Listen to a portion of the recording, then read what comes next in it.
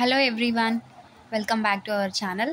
So ఈరోజు అయితే మనము ఇంగ్లీష్ క్లాసెస్లో భాగంగా ఫిగర్స్ ఆఫ్ స్పీచ్ అనే ఒక న్యూ టాపిక్ గురించి తెలుసుకుందాం. చాలా సింపుల్ టాపిక్, చాలా తొందరగా నేర్చుకోవచ్చు. చాలా ఈజీ వేలో నేను మీకు టేబుల్ ఫామ్లో చెప్పడం జరిగింది ఈ క్లాస్లో. ఓకేనా? సో వీడియోని అయితే ఎక్కడ స్కిప్ చేయకుండా చూడండి. ఓకేనా? అంటే ఈ 2025 నవంబర్ అంటే అక్టోబర్లో రిలీజ్ చేసిన సిలబస్ ప్రకారంగా పార్ట్స్ ఆఫ్ స్పీచ్ ఎలా ఉందో ఫిగర్స్ ఆఫ్ స్పీచ్ అనే కాన్సెప్ట్ కూడా ఇచ్చారనమాట సిలబస్లో. అదొకసారి చూసేద్దాము. సో చూస్తున్నారా, సిలబస్లో figures of speech 14th one చూడండి. మన 2025-26 సిలబస్ ఏమంటారు టెట్ సిలబస్లో భాగంగా ఇది ఫిగర్స్ ఆఫ్ స్పీచ్ అనే కాన్సెప్ట్ని ఇచ్చారనమాట. ఓకేనా? So A figures of speech అనేది ఐడెంటిఫై చేయాలి. ఓకేనా? సో దీన్ని నాకు తెలిసి ఎవరు చెప్పని విధంగా, ఎవరు ఎక్స్ప్లెయిన్ చేయని విధంగా ఈరోజు మనము బ్యూటిఫుల్ క్లాస్ని వినబోతున్నాం అనమాట ఈ ఫిగర్స్ ఆఫ్ స్పీచ్ గురించి. ఓకేనా? సో అదనమాట. మరి లేనిది చెప్పారు అని అనుకోకుండా ఒకసారి సిలబస్ని కూడా చూయించి స్టార్ట్ చేద్దామనేసి ఉన్నాను. ఓకేనా?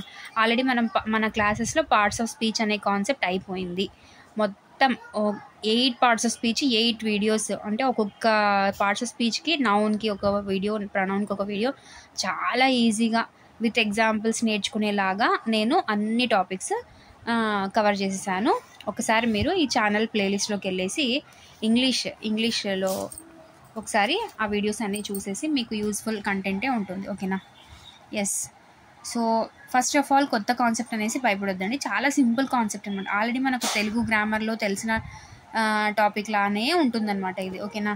ఫిగర్స్ ఆఫ్ స్పీచ్ అంటే ఏంటి, అసలు ఇది ఎక్కడ యూజ్ చేస్తారు, అండ్ తర్వాత ఫిగర్స్ ఆఫ్ స్పీచ్ అసలు ఎన్ని రకాలు, టైప్స్ ఎన్ని. ఓకేనా? ఇదంతా కూడా నేను చాలా షార్ట్ ఫామ్లో, టేబుల్ ఫామ్లో ఇక్కడ రాసేసాను అనమాట. ఒక 15 ఉన్నాయి, అంతే చాలు.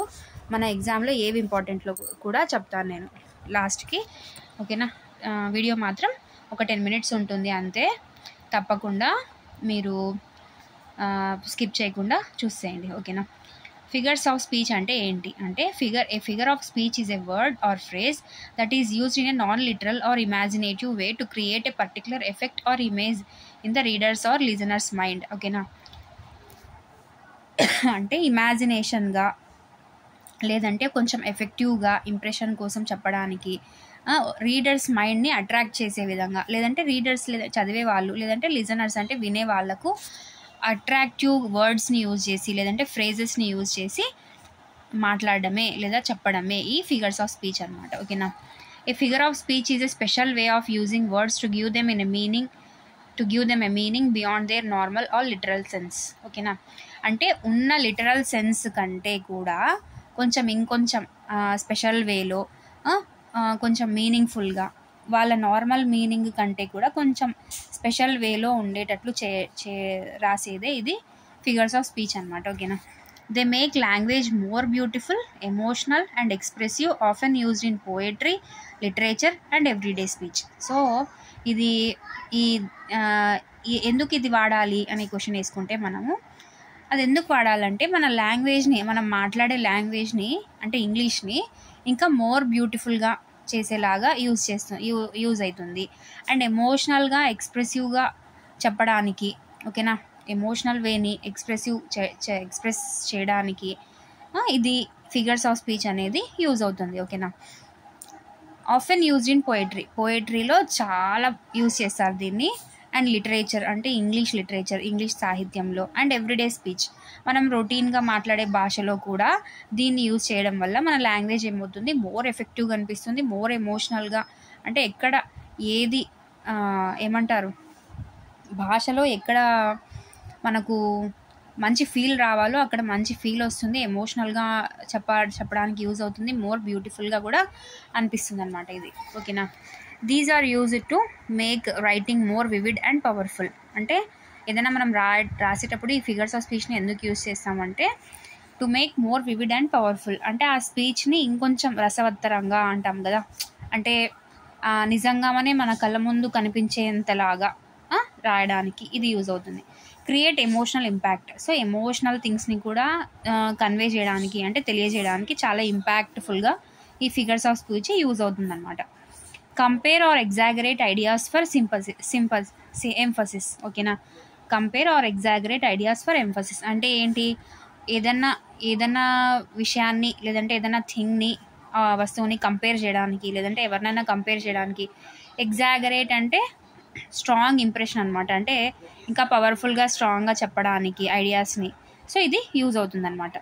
Make description more interesting. ఓకేనా, ఇంకా ఇదంతా ఒకటే, డిస్క్రిప్షన్స్ని మోర్ ఇంట్రెస్టింగ్ చేయడానికి, అంటే చదివే వాళ్ళకి ఇంట్రెస్ట్ ఇంకా ఎక్కువ రావడానికి, అంటే ఆ డిస్క్రైబింగ్ వే అనేది బ్యూటిఫుల్గా చేసేస్తుంది అనమాట ఈ figures of speech. Help readers visualise or feel what is being described. చెప్పానా, విజువలైజ్ అంటే కళ్ళకు కట్టినట్లుగా, ఆర్ ఫీల్ మనకు ఆ ఫీలింగ్ తెచ్చే విధంగా. కొన్ని స్టోరీస్ చదివేటప్పుడు మనకు ఆ రచయిత రాసిన దాంట్లో ఎలా ఉంటుందంటే మనకి నిజంగానే కళ్ళ ముందు కనిపిస్తుందేమో, అసలు అప్పుడప్పుడు కళ్ళలోంచి నీళ్ళు కూడా బయటకు వస్తుంటాయి కదా మనం ఏదైనా స్టోరీ చదివేటప్పుడు. అంటే అంత లోపలికి వెళ్ళిపోయి ఉంటాం, అసలు మనమే అక్కడ ఉన్నామా అన్నట్లు. లేదంటే ఏదైనా విజువల్ చూస్తున్నప్పుడు ఆ వర్డ్స్ని ఆ ఎమోషన్స్ని చూసేటప్పుడు మనకేమవుతుంది, మనమే అసలు దాంట్లో ఇన్వాల్వ్ అయిపోయినామేమో అన్నంతగా మన కళ్ళలోంచి నీళ్ళు రావడం, లేదంటే గూస్ బంప్స్ రావడం, అంటే ఏమంటారు, వెంట్రుకలు నిక్కపొడుచుకోవడం బాడీ మీద. ఓకేనా, సో అంత ఫీల్ తీసుకొస్తాయన్నమాట ఈ ఫిగర్స్ ఆఫ్ స్పీచ్ని యూజ్ చేయడం వల్ల. లాంగ్వేజ్ ఒక బ్యూటిఫుల్గా చెప్పాలనుకున్నది చాలా చక్కగా అండ్ లిజనర్స్ మైండ్కి లేదంటే రీడర్స్ మైండ్ని అట్రాక్టివ్ వేలో తీసుకువెళ్ళడానికి ఈ ఫిగర్స్ ఆఫ్ స్పీచ్ అనేది యూజ్ అవుతాయి. అర్థమైందా? I hope you understand. So ఇంత రాశాను అమ్మో అనుకోవద్దండి, ఈజీ వేలో చెప్పేసాను. మొత్తం ఒకటే, కాకపోతే షార్ట్ కట్ రాసి అది మీకు చెప్పే లోపల ఇంకా షార్ట్ అయిపోతుంది. సో అందుకే నేను రాసుకోవడమే కరెక్ట్ వేలో రాసుకున్నాను. ఈవెన్ ఇన్ సెన్స్ మీరు ఒకవేళ ఈ నోట్స్ మీరు కాపీ చేసుకున్నా కూడా పర్లేదు, మీకు ఒక క్లియర్ ఐడియా ఉంటుంది. మళ్ళీ నేను షార్ట్ చేసి ఆ షార్ట్లో మళ్ళీ షార్ట్ చెప్పి మీకు మళ్ళీ ఇంకా షార్ట్ అర్థమైపోయి అదంతా ఎందుకులే అనేసి చాలా నీట్గా రాశాను అనమాట, ఏ పాయింట్ కూడా మిస్ అవ్వకుండా. ఓకేనా, సో ఇదన్నమాట ఫిగర్స్ ఆఫ్ స్పీచ్.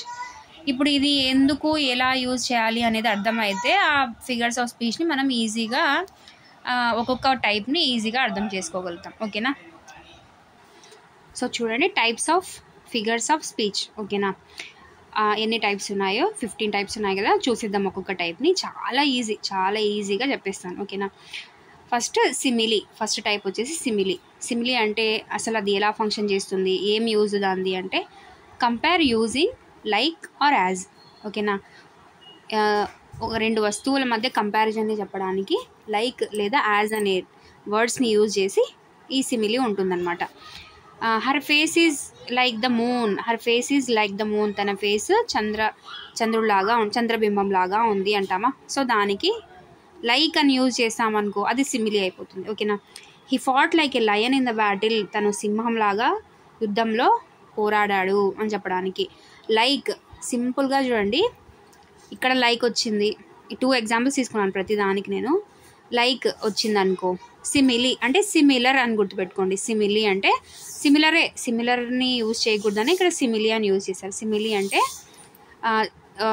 రెండు విషయాలు సేమ్గా ఉన్నాయి అని చెప్పడానికి మనం కంపేర్ చేసే వర్డ్సే లైక్ అండ్ యాజ్ అనమాట. ఓకేనా, సో అది her face is like the moon, he fat like A lion in the battle. ఓకేనా, నెక్స్ట్ వచ్చేసి మెటాఫర్.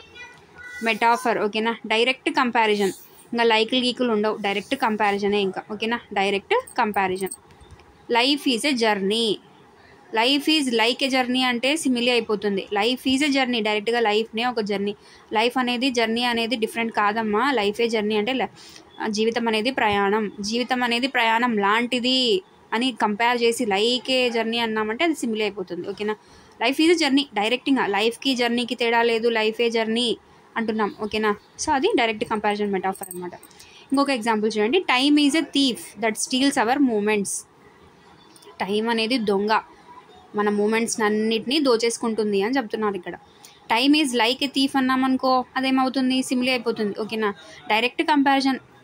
టైంకి థీఫ్కి డిఫరెన్స్ లేదమ్మా, టైమే థీఫ్ అంటున్నాం అనుకో ఏమవుతుంది, మెటాఫర్ అయిపోతుంది. ఓకేనా, నెక్స్ట్ టైప్ వచ్చేసి పర్సోనిఫికేషన్ అంటే ఏంటి అంటే గుర్తుపెట్టుకోవాలి. Human qualities to non human అనమాట. అంటే ప్రాణం లేని వాటికి ప్రాణాన్ని ఆపాదించడం అనమాట, అంతే.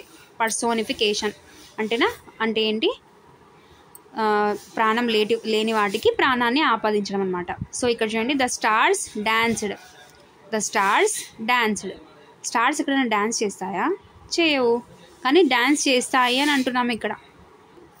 ద స్టార్స్ డాన్స్డ్ అనమాట. స్టార్స్ డ్యాన్స్ చేయవు, బట్ స్టార్స్ డాన్స్డ్ అంటే మనం అలా ఒక రైమ్లో కానీ ఒక పోయంలో కానీ ఏదైనా మనం ఒక ప్రాణం లేని వాటికి ప్రాణాన్ని ఆపాదించి దాన్ని బ్యూటిఫుల్గా చేయడంలో ఇలా యూజ్ చేస్తాం అనమాట. The stars danced.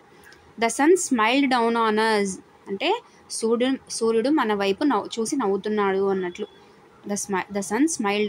సన్ ఎక్కడైనా స్మైల్ చేస్తుందా? చేయదు, కానీ ఒక బ్యూటిఫుల్ సెన్స్ని తీసుకురావడానికి, అంటే ఆ ఎమోషన్ని, ఆ అట్రాక్షన్ గెయినింగ్ లాగా చెప్పడానికి మనం పర్సోనిఫికేషన్ని వాడతాం. పర్సోనిఫికేషన్ అంటే ఏంటి, స్టార్కి ప్రాణం లేదు, సన్కి ప్రాణం లేదు, బట్ ప్రాణాన్ని ఆపాదించి ఒక సెంటెన్స్ని తయారు చేయడమే పర్సోనిఫికేషన్ అనమాట. అయిపోయిందా? అర్థమైందా? నెక్స్ట్ హైపర్బోలే. హైపర్బోలే అంటే ఏంటంటే ఎగ్జాగరేషన్ అనమాట, స్ట్రాంగ్ ఇంప్రెషన్ చెప్పడానికి. ఓకేనా, అంటే లిటరల్గా అక్కడ జరగనిది జరిగినట్లు. ఓకేనా, స్ట్రాంగ్ అంటే ఇంకా చూస్తున్న వాళ్ళకి ఎలా ఎగ్జాంపుల్ చూడండి ఫస్ట్, మీకు ఇంకా బాగా అర్థమవుతుంది. He runs faster than lightning. Lightning అంటే కాంతి, అంటే కాంతి వేగం కంటే ఎక్కువ. అంటే ఏమంటారు, ఒక లైట్ ఎంత ఫాస్ట్గా అయితే లైట్ బల్బ్ వేసిన వెంటనే ఎలా అన్ని మూలల చీకటిని వెలుతురులోకి నింపేస్తుందో ఒక లైట్, సో ఈయన రన్ కూడా అంత ఫాస్ట్గా పోతుంది అని అంటున్నారు. ఎక్కడైనా లైటింగ్ అంత ఫాస్ట్గా పోతుందా? ఇది రన్నింగ్ అనేది చేయగలుగుతారా? ఎవరైనా చేయలేరు. బట్ అతని రన్నింగ్ అనేది వేరే వాళ్ళతో కంపేర్ చేసుకొని, అందరితో కంపేర్ చేసుకొని చాలా ఫాస్ట్గా రన్ చేస్తున్నాడు అని మనం చెప్పడానికి ఇంకా ఒక స్ట్రాంగ్ ఇంప్రెషన్ని, అంటే వినే వాళ్ళకి చూసే వాళ్ళకి ఆ ఫీల్ని తీసుకురావాలి. ఖచ్చితంగా వీడు ఫాస్ట్ రన్నరు అని చెప్పడానికి he runs faster than lightning. Lightning కంటే ఫాస్ట్ పరిగెత్తాడు వాడు, సూపర్ ఫాస్ట్ వాడిది అని ఇలా హైపర్బోలే అంటే హైప్ చేసి మాట్లాడుతుంటాం కదా. సో అదనమాట ఎగ్జాంపుల్. చూడండి, మనం పేరుని చూస్తేనే గుర్తుపెట్టుకోవాలి. నేను అందుకే మీకు చాలాసేపు థింక్ చేసి ఎలా ఈజీ వేలో కన్వే చేయాలి అనేసి బాగా ప్రిపేర్ అయ్యి చెప్తున్నాను. ఓకేనా. Next, she cried A river of tears. She cried A river of tears అంట. ఎవరన్నా నదిలో నీళ్ళు ఎన్ని ఉన్నాయో మన కన్నీళ్ళు అన్నీ వస్తాయా? ఎక్కడన్నా రావు, జరగదు అది. కానీ అక్కడ జరిగే ఎమోషన్ని స్ట్రాంగ్గా బలంగా అది నమ్మినట్లు, అంటే ఏమంటారు, ఆ ఫీల్ని తీసుకురావడానికి మనం ఏం చేస్తున్నాము, అలా చెప్పేస్తున్నాం అంతే. ఇంకా she cried a river of tears అంటే తన కళ్ళలో నుంచి నదులు పొర్లినాయని చెప్తుంటారు కదా. సో అలాగనమాట. ఓకేనా. తన కళ్ళలో నుంచి నదులు పొర్లినాయి అంటే తను అంతలా ఏడ్చింది అని చెప్పడానికి మనం అది యూజ్ చేస్తున్నాం. అంటే ఎంతలా ఏడ్చింది అంటే ఇప్పుడు ఇలా చెప్పకపోతే ఆ ఎఫెక్ట్ రాదు కదా. అంత ఏడ్చిందా అనే ఎఫెక్ట్ ఎలా వస్తుంది? తన కళ్ళలో నుంచి నదులు పొర్లినాయి అని చెప్పినామనుకో, ఓహో అంత ఏడ్చిందా అని వినే వాళ్ళకు కూడా చూసే వాళ్ళకు కూడా అర్థమైపోతుంది కదా. సో అలా యూజ్ చేయడానికే ఇది she cried like A river of tears. Hype ఇస్తున్నాం, హైపర్బోలే. ఓకేనా. తర్వాత అల్లిటరేషన్ అంటే రిపీటెడ్ సౌండ్ అనమాట. అంటే to create rhythm and musical effect. ఒక రిథమ్ని మ్యూజికల్ ఎఫెక్ట్ని తీసుకురావడానికి మన సెంటెన్సెస్లో యూజ్ చేసే వాటిని అల్లిటరేషన్ అంటున్నాం. ఓకేనా. ఏంటి అల్లిటరేషన్ అంటే she sells by the sea shore. ఓకేనా. She sells sea shells by the sea shore. So ఇక్కడ రిపీటెడ్గా సౌండ్స్ వస్తున్నాయి. షీలో, సెల్స్లో, సీలో, షెల్స్లో, మళ్ళీ సీలో, షోర్లో, అంటే కొంచెం ఒకే విధమైన సౌండ్ వస్తూ ఉందన్నమాట ఈ వర్డ్ సెంటెన్స్లో. She sells sea shells by the sea shore అంటున్నాం. అంటే టంగ్ ట్విస్టర్స్ లాగా ఉన్నాయన్నమాట ఇవి కదా. Next, Peter Piper picked a peck of pickled peppers. Tongue twisters అన్నీ కూడా అల్లిటరేషన్స్ లాగానే ఉంటాయి. సో ఇంకా డిఫరెన్స్ ఏమి ఉండదు. అల్లిటరేషన్స్ అంటేనే టంగ్ ట్విస్టర్స్ లాగా రిపీటెడ్గా సౌండ్, ఒక వర్డ్, ఒక 2 వర్డ్స్కి సేమ్ సౌండ్ ఉండడం. అంటే ఇక్కడ సెల్స్కి షెల్స్కి, సీ తర్వాత షీకి షోర్కి, తర్వాత సి అని 2 లాగా రావడం. Peter Piper picked pickled peppers. So ఇలా అన్నీ ఒకటే సౌండ్ లాగా ఉంటాయన్నమాట. సో దాన్ని అల్లిటరేషన్ అంటున్నాం. ఓకేనా. ఎస్. తర్వాత చూడండి ఒనోమోటోపియా. ఎస్. నెక్స్ట్ వచ్చేసి ఒనోమేటోపియా అంటే సౌండ్ వర్డ్స్ అంటే words that imitate natural sounds అనమాట. అంటే దీంట్లో ఏమవుతుందంటే న్యాచురల్గా సౌండ్స్ని ఇమిటేట్ చేస్తారనమాట. అంటే ఏంటి, ఎగ్జాంపుల్ చూడండి, the bees buzzed in the garden. బీస్ సౌండ్ ఏంటి అంటే బజ్ సౌండ్ చేస్తాయి అవి. ఓకేనా. ఆ బజ్నే అక్కడ తెచ్చి పెట్టినారనమాట సెంటెన్స్లో. The bees buzzed in the garden అంటే the bees are making sound in the garden like buzz అని అన్నామంటే ఇంకా ఫుల్ సెంటెన్స్ అది ఆర్ మేకింగ్ సౌండ్. సో ఇదంతా కాకుండా the bees buzzed in the garden. Buzzed అంటేనే ఏంటి, బీస్ సౌండ్ అనమాట. ఓకేనా. అంటే వర్డ్స్ దట్ ఇమిటేట్ న్యాచురల్ సౌండ్ని ఇమిటేట్ చేయడం అనమాట. అంటే buzzed. The clock ticked. The clock is making sound. The clock is making sound like ticking. Tick అని శబ్దం చేస్తుంది అని అనకుండా ద క్లాక్ టిక్డ్ లౌడ్లీ అని అంటున్నాం అనమాట. అంటే దాని సౌండ్ దానికే, అంటే న్యాచురల్ సౌండ్స్ని ఇమిటేట్ చేయడం అనమాట. ఓకేనా. సో అది ఒనోమెటోపియా. ఓకేనా. సో అదనమాట. తర్వాత ఆక్సిమోరోన్ అంటే టూ ఆపోజిట్ లేదా కాంట్రడిక్టరీ వర్డ్స్ యూజ్డ్ టుగెదర్. ఓకేనా. Two opposite contradictory words used together. Contradictory లేదా opposite words. Bitter sweet memories అంటే చేదు నిజాలు, తీపి జ్ఞాపకాలు అలా అంటాం కదా. సో ఇక్కడ రెండు ఆపోజిట్వి తీసుకున్నాం అనమాట, బిట్టరు స్వీట్. ఓకేనా. రెండు తీసుకొని రెండు చెప్తున్నాం అనమాట. ఆక్సిమోరోన్ అంటే టూ ఆపోజిట్, బిట్టర్కి స్వీట్ ఆపోజిట్ కదా. సో బిట్టర్ స్వీట్ మెమొరీస్ని బిట్టర్గా ఉన్నాయి, స్వీట్గా ఉన్నాయి. అంటే కొన్ని స్వీట్ మెమొరీస్, కొన్ని బిట్టర్ మెమొరీస్ అనేసి టూ ఆపోజిట్ వర్డ్స్ని యూజ్ చేసి మెమొరీస్ని చెప్తున్నాం. డెఫెనింగ్ సైలెన్స్ అంటే నిశ్శబ్దం. డెఫెనింగ్ సైలెన్స్ అంటే డెఫ్ అంటే ఏంటి, అసలు వినపడదు కదా, వినపడనంత సైలెన్స్ అంట. ఏదన్నా పెద్ద శబ్దం వస్తే వినపడనంత. ఇప్పుడు దివాళీకి క్రాకర్స్ వెలుస్తున్నారు. సో ఆ క్రాకర్ సౌండ్ డామ్ డూమ్ ఆ సౌండ్స్కి ఏం వినపడట్లేదు అని అంటాం. డెఫెనింగ్ సౌండ్ అబ్బా అది అసలు, అంటే చెవులు చాలా అసలు ఏ సౌండ్ వినపడడం లేదు ఆ సౌండ్స్ వినిన తర్వాత అంటాం. అలాంటిది డెఫెనింగ్ సైలెన్స్ అంట. సైలెన్స్ అంటే ఏంటి, ఆల్రెడీ సౌండ్ లేకుండడం కదా. డెఫెనింగ్ సైలెన్స్ అంటే ఆ సైలెన్స్ ఎలా ఉందంటే అసలు ఏం వినపడట్లేదు అండి. కొన్నిసార్లు ఫర్ ఎగ్జాంపుల్ క్లాస్లోనే అనుకోండి, బాగా అల్లరి చేస్తున్నారు, ఒక టీచర్ వచ్చారు, ఏంటి ఇంత అల్లరి చేస్తున్నారు, all of you stand on the bench అన్నారు అనుకో, ఎక్కడి వాళ్ళు అక్కడ, లేదంటే హెడ్ మాస్టర్ని పిలుచుకొస్తాను ఇప్పుడు మీ సంగతి ఉంది అని చెప్పారనుకో, ఎక్కడి వాళ్ళు అక్కడ సైలెంట్గా ఉంటారు. ఆ సైలెంట్కి ఏదో పెద్ద సౌండే విన్నట్లు మనకి ఆ ఫీలింగ్ వస్తుంది కదా. సో అదన్నమాట. తర్వాత లివింగ్ డెడ్ అంటే ఏంటి, లివింగ్ అంటే బతకడము, డెడ్ అంటే చనిపోవడం. లివింగ్ డెడ్ అంటే ఏంటి, అసలు చూడండి ఇక్కడ కూడా టూ ఆపోజిట్స్ ఉన్నాయి, లివింగ్ డెడ్ అనేది. అంటే ఏంటి అంటే లివింగ్ డెడ్ అంటే ఏంటి అంటే బతికి ఉన్నా కూడా చనిపోయిన వ్యక్తిలాగా ఉన్నాడు. అంటే ఏం మాట్లాడకుండా, ఏం చెప్పకుండా, సైలెంట్గా తన పని తాను చేసుకున్నా లివింగే అంటాం.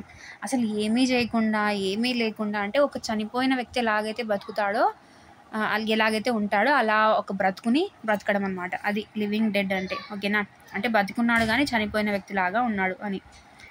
సో అది ఆక్సిమోరోన్ అనమాట. గుర్తుపెట్టుకోవాలి ఈ పేర్లు. ఇంతవరకు కొంచెం ఈ 5 టైప్స్ వరకు కొంచెము నేమ్లోనే అర్థమయ్యేలాగా ఉన్నాయి. ఇక్కడ నుంచి కొంచెం ఒనోమోటోపియా అంటే ఒనోమోటోపియా అంటే ఉన్నది ఉన్నట్లు అని గుర్తుపెట్టుకోండి. ఒనోమోటోపియా ఉన్నది ఉన్నట్లు. ఓకేనా. ఆక్సిమోరోన్ ఆక్సి అంటే ఆపోజిట్ అని గుర్తుపెట్టుకోండి. ఆక్సి అంటే ఆపోజిట్, ఆక్సిమోరోన్ అంటే ఆపోజిట్ వర్డ్స్ వస్తాయి అని గుర్తుపెట్టుకోండి. ఓకేనా. ఐరనీ అంటే ఆపోజిట్ మీనింగ్ అనమాట. ఆపోజిట్ వర్డ్స్ కాదు ఇక్కడ. ఆపోజిట్ వర్డ్స్ వస్తే ఆక్సిమోరోన్, ఆపోజిట్ మీనింగ్లో ఆపోజిట్ ఉండాలి. ఆపోజిట్ మీనింగ్ వస్తే ఏ pilot afraid of heights.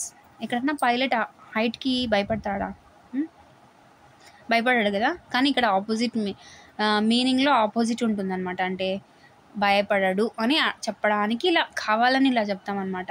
A pilot afraid of అంటే వెటకారంగా తమాషాగా అంటుంటాం చూడు. నువ్వు చెప్పింది ఎలా ఉందంటే ఒక పైలట్ హైట్స్కి భయపడేటట్లు ఉంది అని చెప్తామా? అర్థమైందా నేను చెప్పింది? అంటే వెటకారంగా వ్యతిరేకంగా మాట్లాడడం అంటే అతను ఏం భయపడలే అని. అంటే ఫర్ ఎగ్జాంపుల్ ఇప్పుడు ఒక అమ్మ ఉంది, కొడుకున్నాడు, తను గొప్ప ప్రయోజకుడు అయిపోయినాడు, తను ఒక పైలట్ అయినాడు. పైలట్ అయిన తర్వాత ఇంకా జాగ్రత్తలు చెప్తుంది అమ్మ అనమాట. చాలా హైట్ ఉంటుంది, అది అంత హైట్ ఉంటుంది, చూసి జాగ్రత్తగా నడుపు, అది ఇది అంటే పక్కన వాళ్ళు విని నవ్వి అంటుంటారనమాట, నువ్వేంటి ఎక్కడైనా పైలట్ ఎక్కడైనా హైట్స్కి భయపడతాడా అనేసి. ఓకేనా? ఏ పైలట్ అఫ్రైడ్ ఆఫ్ హైట్స్ అంటే అక్కడ పైలట్ అఫ్రైడ్ ఆఫ్ హైట్స్ అని కాదు, అంటే భయపడతాడు అని కాదు. అలా ఆపోజిట్ సెన్స్లో ఆపోజిట్ లాగా వాడతాం అనమాట వెటకారంగా మాట్లాడేటప్పుడు. ఓకేనా? దాన్ని ఐరనీ అంటాం. ఓకేనా?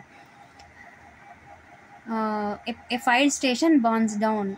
ఫైర్ స్టేషన్ ఎక్కడైనా మంటల్ని ఆర్పుతుంది, కానీ అదే మంటల్లో ఇరుక్కుంటుందా? అంటే ఏమంటారు, అదే మంటలకి గురవుతుందా? కాదు కదా. ఇది కూడా ఒక వెటకారపు మాటని. అంటే నువ్వు చెప్పేది ఎలా ఉందంటే అని మాట్లాడతారు కదా కొంతమంది, అంటే ఆపోజిట్ని చెప్పేస్తుంటారు కానీ వెటకారంగా మాట్లాడేస్తుంటారు. నువ్వు చెప్పేది ఎలా ఉందంటే ఏమో అంటారు చూడు, చిలకకి పాఠం నేర్పినట్లు, లేదంటే గురువుకి విద్య చెప్పినట్లు అంటాం. అలా అనమాట. అంటే గురువుకి విద్య చెప్పాల్సిన అవసరం ఉందా అక్కడ? లేదు. చిలకకి మాటలు అంటే నేర్పిస్తే ఎంత పర్ఫెక్ట్గా మాట్లాడుతుంది. ఆ మాటలు నేర్చిన తర్వాత అది ఏమంటారు, మళ్ళీ ఎవరైనా మాటలు నేర్పించాల్సిన అవసరం ఉంటుందా? అంటే చిలక అంటేనే ప్యూర్గా పర్ఫెక్ట్గా మాట్లాడుతుంది అని. సో ఇలా వెటకారంగా మాట్లాడే మాటలన్నీ ఐరనీ. ఓకేనా? ఐరనీ అంటాం. ఓకేనా? Opposite meaning. తర్వాత అర్థమైందా? తర్వాత పన్ అంటే వర్డ్ ప్లే. పన్ అంటే వర్డ్ ప్లే. ఇది కూడా సేమ్ ఇంచుమించు అలానే ఉంటుంది, కానీ కొంచెం డిఫరెంట్గా ఉంటుంది. ఓకేనా? Time flies like an arrow. Time flies like an arrow. ఓకేనా?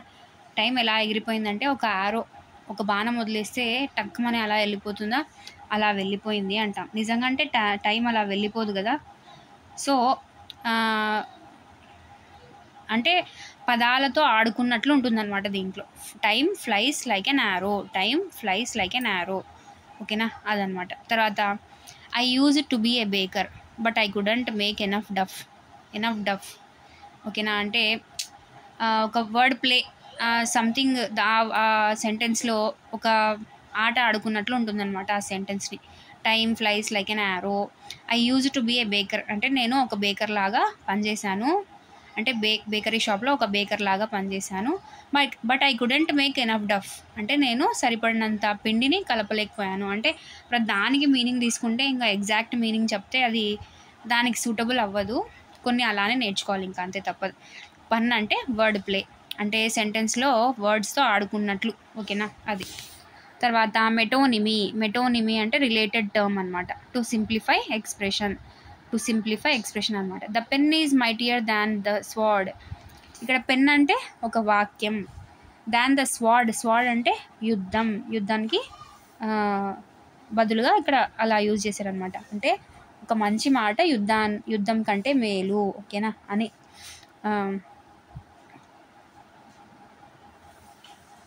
అలా యూజ్ చేయడానికి ఇది యూజ్ చేస్తాం అనమాట. దీన్నే మెటోనిమీ అంటాం. ఓకేనా? Metonymy. The White House announced new policies. ఇక్కడ వైట్ హౌస్ అంటే యుఎస్ గవర్నమెంట్ని అలా వైట్ హౌస్ అని పిలుస్తారు అనమాట. ఓకేనా? ద వైట్ హౌస్ అంటే ద యుఎస్ గవర్నమెంట్ని అలా పిలుస్తారు. The US government announced new policies. So అక్కడ యుఎస్ గవర్నమెంట్కి బదులుగా వైట్ హౌస్ అని వాడుతున్నాం. ఓకేనా? సో రిలేటెడ్ టర్మ్ని యూజ్ చేస్తున్నాం అనమాట, అంతే. ద పెన్ అంటే మాటకి బదులు పెన్ అంటున్నాం ఇక్కడ. The pen is mightier than the sword అంటే ఒక మంచి మాట యుద్ధం కంటే చాలా చాలా గొప్ప అని చెప్పడానికి ఈ వర్డ్ని, ఈ సెంటెన్స్ని యూజ్ చేస్తాం అనమాట. ఓకేనా? అలా దాన్ని మెటోనిమీ అంటాం. ఓకేనా? మెటోనిమీ అంటే related term two simplify expression అనమాట. ఓకేనా? సినెక్డోక్ అంటే పార్ట్ ఫర్ హోల్. సినెక్డోక్. ఓకేనా? అంటే ఒక మొత్తం హోల్ పార్ట్ని చెప్పకుండా ఒక చిన్న వర్డ్లో చెప్పేస్తామన్నమాట. ఎగ్జాంపుల్ చూడండి, అర్థమవుతుంది. All hands on deck. All hands on deck అంటే ఏంటి? అన్ని చేతులు, డెక్ అంటే బెంచ్ మీదనా, అలా కాదు, చెప్తున్నాను చూడండి. ఆల్ హ్యాండ్స్ ఆన్ డెక్ అంటే అందరూ టీం వర్క్ చేయాలి, అన్ని చేతులు కలవాలి, అందరూ యునైటీగా పనిచేయాలి అనే అర్థంలో ఆల్ హ్యాండ్స్ ఆన్ డెక్ అంటాం అనమాట. ఫర్ ఎగ్జాంపుల్, ఒక ఎగ్జాంపుల్ చెప్తాను చూడండి.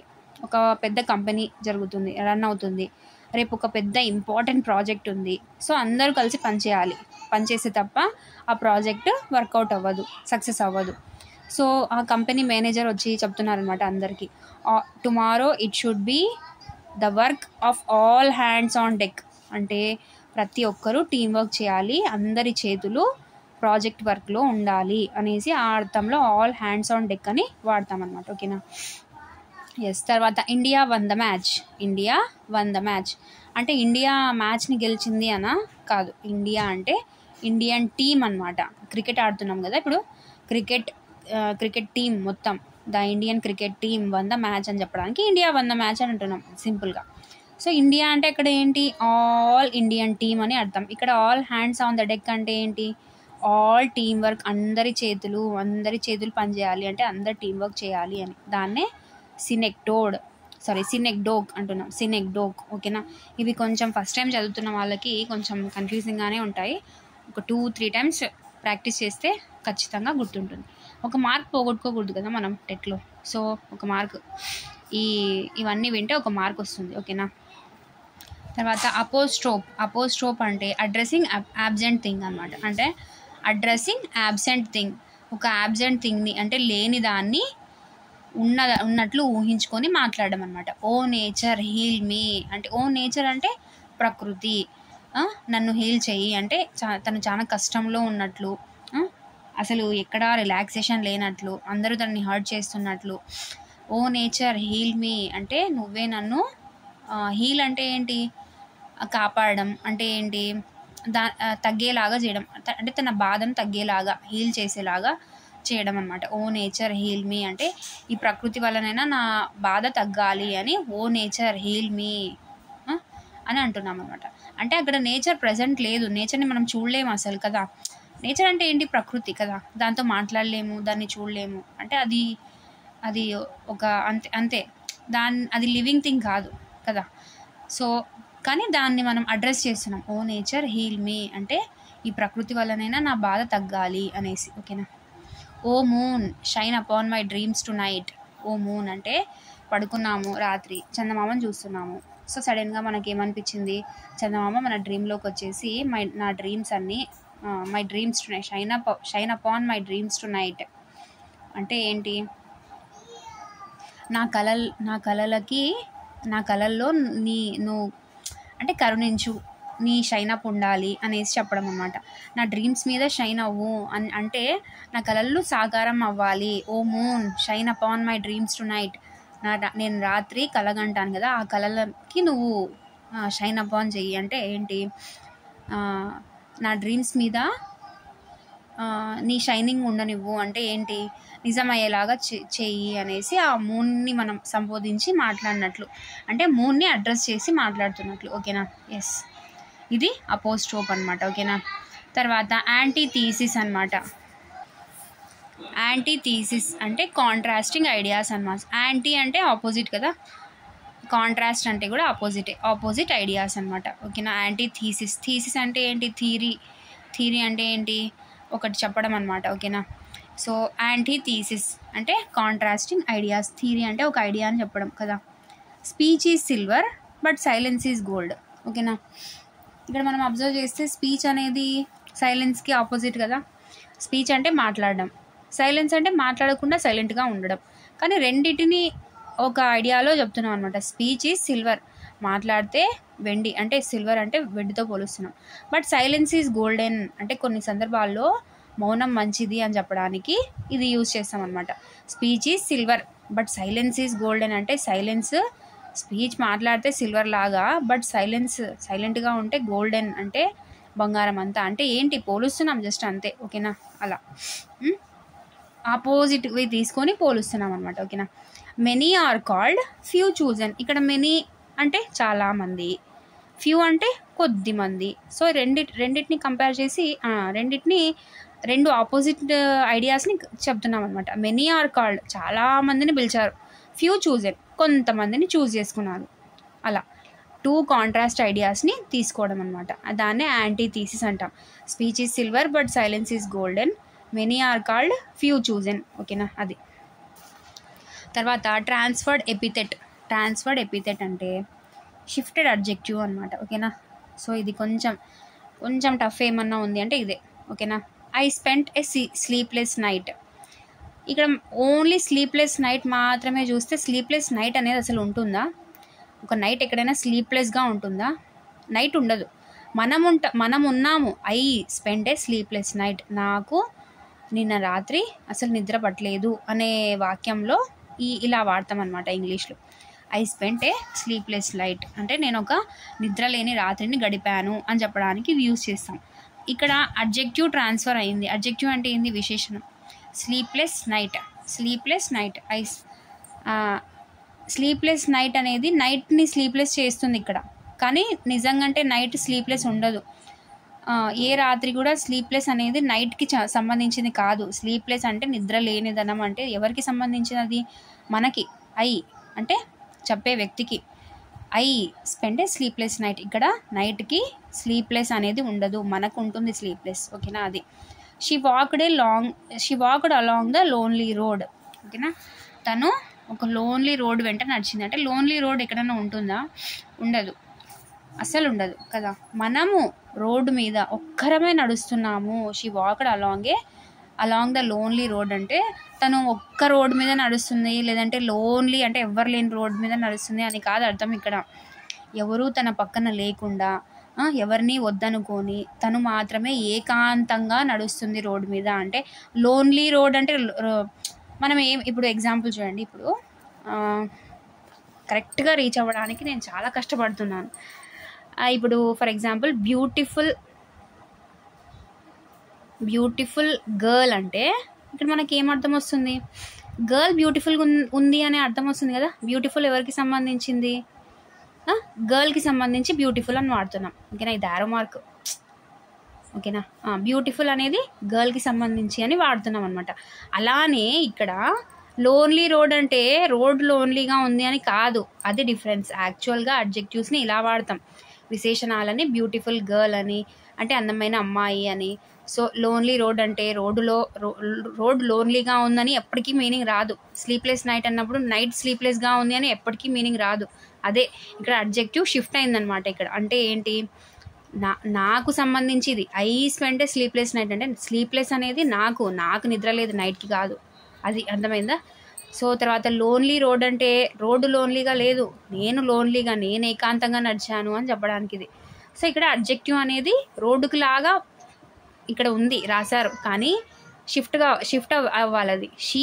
నేను లోన్లీగా ఉన్నాను అంటే తను ఆమె లోన్లీగా ఏకాంతంగా రోడ్డు మీద నడిచింది అని అర్థం. ఓకేనా? ఇది ట్రాన్స్ఫర్డ్ ఎపిథెట్ అంటే షిఫ్టెడ్ అడ్జెక్టివ్ అనమాట. ఓకేనా? యూఫెమిజం అంటే పొలైట్ ఎక్స్ప్రెషన్. ఓకేనా? పొలైట్ ఎక్స్ప్రెషన్ అంటే ఏంటి? ఏమంటారు? సభ్యత్వంగా అంటే మీనింగ్ అదే వస్తుంది, కాకపోతే ఎగ్జాక్ట్గా దాన్ని వాడమన్నమాట. ఎగ్జాంపుల్ చూడండి. హీ పాస్డ్ అవే అంటే ఏంటి? డైడ్ అని అర్థం. అంటే చనిపోయాడు ఒక వ్యక్తి చనిపోయాడు, అతని గురించి మనం చెప్తున్నాం. హీ పాస్డ్ అవే అనేది చనిపోయాడు అనే పదానికి బదులుగా వాడుతున్నాం. ఓకేనా? అంటే ఏంటి? ఎగ్జాక్ట్గా హీ డైడ్ అని చెప్పట్లేదు. హీ డైడ్ అనేది ఎగ్జాక్ట్ మీనింగ్ అవుతుంది, బట్ పొలైట్గా వాడాలి, పొలైట్ ఎక్స్ప్రెషన్ ఉండాలి. అంటే హీ పాస్డ్ అవే అని మాట్లాడుతున్నాం అనమాట. ఓకేనా? అది యూఫెమిజం అంటే పొలైట్ ఎక్స్ప్రెషన్ అనమాట. షీ ఈజ్ బిట్వీన్ జాబ్స్ అంటే 2 జాబ్స్ మధ్యలో ఉందనా అర్థం? నో, అలా కాదు. తను ఒక అన్ఎంప్లాయ్ అనమాట. షీ ఈజ్ బిట్వీన్ జాబ్స్ అంటే తను ఒక అన్ఎంప్లాయ్, జాబ్ని వెతుక్కుంటూ ఉంది. షీ ఈజ్ అన్ఎంప్లాయిడ్ అని అంటే డైరెక్ట్గా తన మొహం మీద నేను నిరుద్యోగివి అని చెప్పకుండా తను జాబ్ని వెతుక్కుంటుంది అని చెప్పడానికి ఇంగ్లీష్లో ఇలా పొలైట్గా యూజ్ చేస్తారనమాట. షీ ఈజ్ బిట్వీన్ జాబ్స్ అంటే తాను జాబ్ వెతికే క్రమంలో ఉంది అని చెప్పడానికి ఇది వాడతాం. సో దీన్ని ఏమంటాం? పొలైట్ ఎక్స్ప్రెషన్ని యూఫెమిజం అంటాం. ఓకేనా? యూఫెమిజం. ఓకేనా?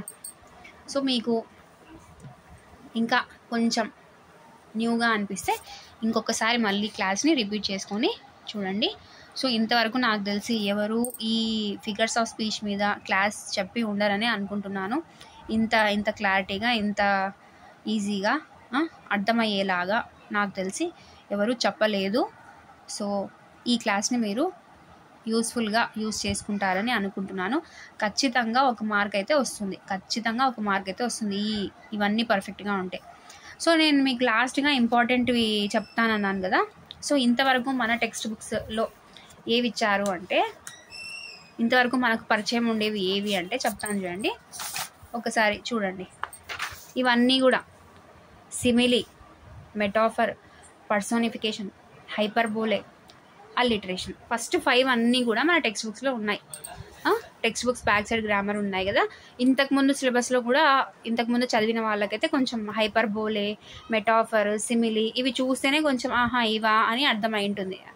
ఇంకా తర్వాత ఇది ఓనోమోటోపియా, ఆక్సిమోరోన్, తర్వాత మళ్ళీ ఐరనీ కూడా ఉంది.